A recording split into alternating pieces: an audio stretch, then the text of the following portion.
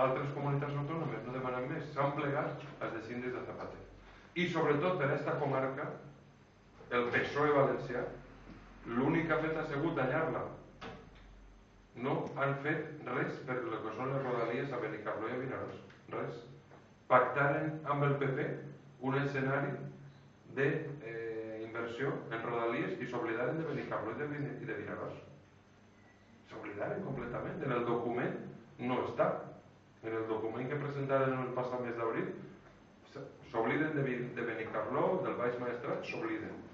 Per tant, ni defensen els nostres interessos, ni fan polítiques progressistes, ni fan polítiques que necessiten per eixir de la crisi, perquè ara caldria una inversió pública important de l'Estat i de la Generalitat, una inversió per a acabar en la desocupació, que és el principal problema que tenim.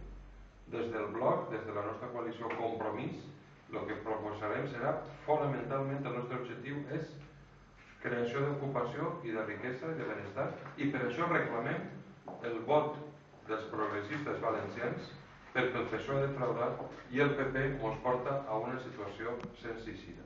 El PP és el culpable del nivell de paro que tenim, de la falta de benestar i sobretot de la falta d'ètica en la política. Només ens faltava la censura per a que els que vulguem veiem la televisió que es dona la gana. Només ens faltava això, com a guinda en les polítiques anti-valencianes, anti-llibertat d'expressió que provoca el PP. Per tant, nosaltres demanem un vot útil, un vot responsable de tots els progressistes valencians que tenen en el bloc i en Compromís la seva opció de referència, perquè el PSOE ni és progressista ni és valencià. Ha defraudat a tot un conjunt d'electors i el que volem és que aquesta gent no es quedi en casa, sinó que s'expressa el seu